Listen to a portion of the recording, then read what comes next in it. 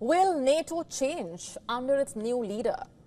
The reason we are asking that question is because today the US-led military alliance has a new boss.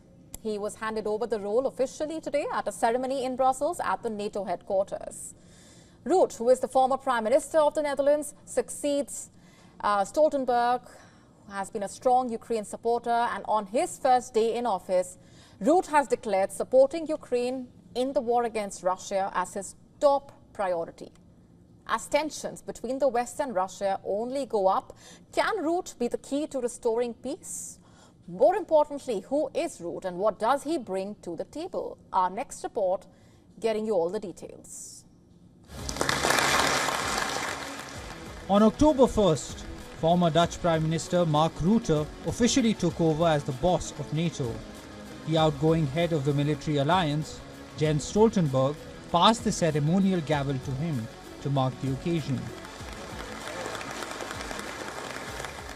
On his first day in office, Rutte admitted that the situation in Ukraine's battlefield is difficult, but that Ukraine's right to self-defense does not end at the border. Let's not forget, Ukraine is fighting a war of self-defense. And that means that Ukraine has the right to defend itself.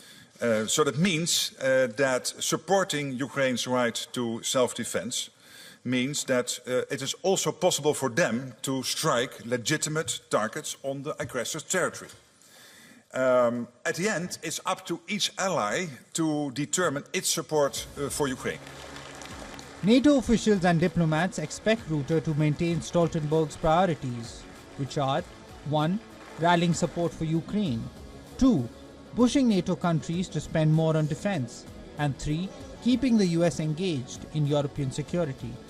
Reacting to the appointment of the new NATO boss, Russia, which long sees NATO as a threat to its security, said that Rutte taking over will not change its policy.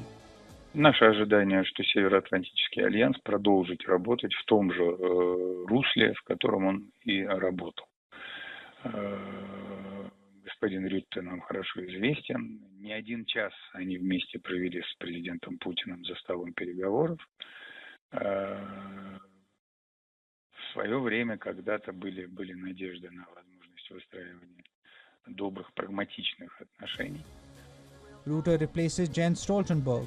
Over the past 2 years of the war in Ukraine, NATO allies have struggled to agree on long-term funding for the war-battered country. Remember, it is yet to give a timeline for Ukraine to be accepted as a member. Therefore, Rutte's appointment as NATO head is significant. You see, the Ukraine war has also put the spotlight on NATO. It was founded in 1949 to deter and defend any attack on Western Europe by the Soviet Union.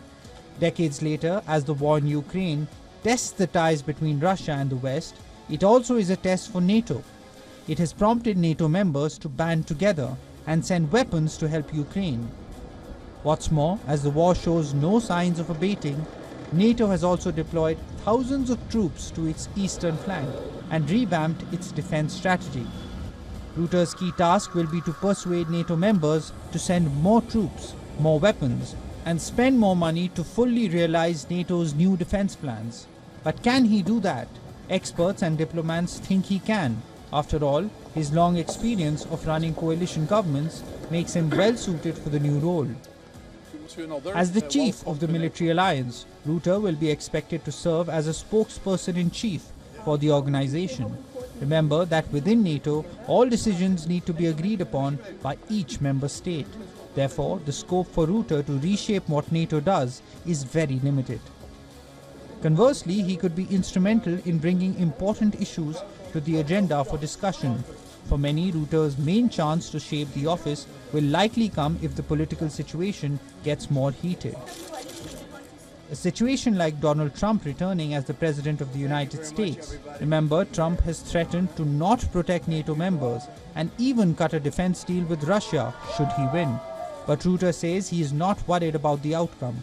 In fact, he welcomes the idea of working with whoever wins, be it Kamala Harris or Donald Trump. Rutte is stepping into a big role. Just as Russia sees the Ukraine war as an existential battle, NATO is also fighting a war for survival. Rutte will need to keep NATO's diverse leaders together at a time of conflict, especially at a time when the alliance is being tested. Can Rutte live up to the expectations? Bureau Report, WION World is One. To stay up to speed with the latest news, download the WION app and subscribe to our YouTube channel.